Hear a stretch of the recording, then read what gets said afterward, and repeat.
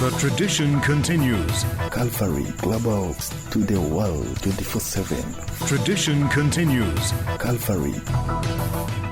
Hamas has announced it will release American-Israeli hostage Eden Alexander after confirming it was in direct talks with the United States.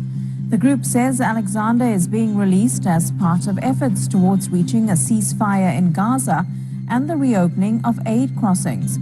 The 21-year-old is believed to be the last remaining and living American hostage in Gaza.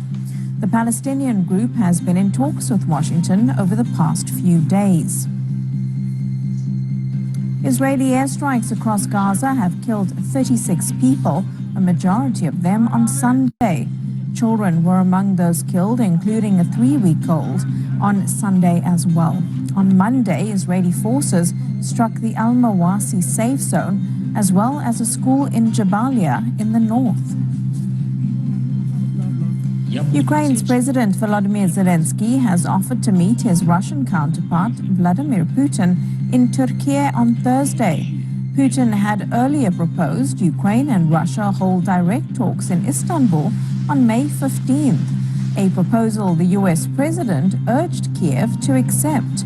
The Turkish President Recep Tayyip Erdogan welcomed the idea in a phone call with Putin on Sunday.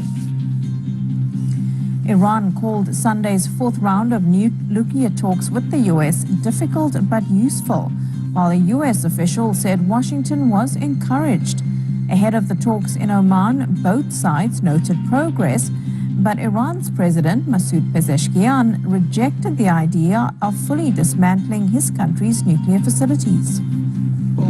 America said they wanted to be sure that we didn't want to acquire nuclear weapons, and we were ready with all our might to prove it. But for them to state and announce that we would abandon the issue of peacefulness in nuclear research, and then for them to want to negotiate with us, is something that is totally unacceptable. And US officials say a deal's been reached with China to reduce the trade deficit, calling it substantial progress. More details will be shared on Monday. High-level talks took place in Geneva, where China's vice premier met the US Treasury Secretary.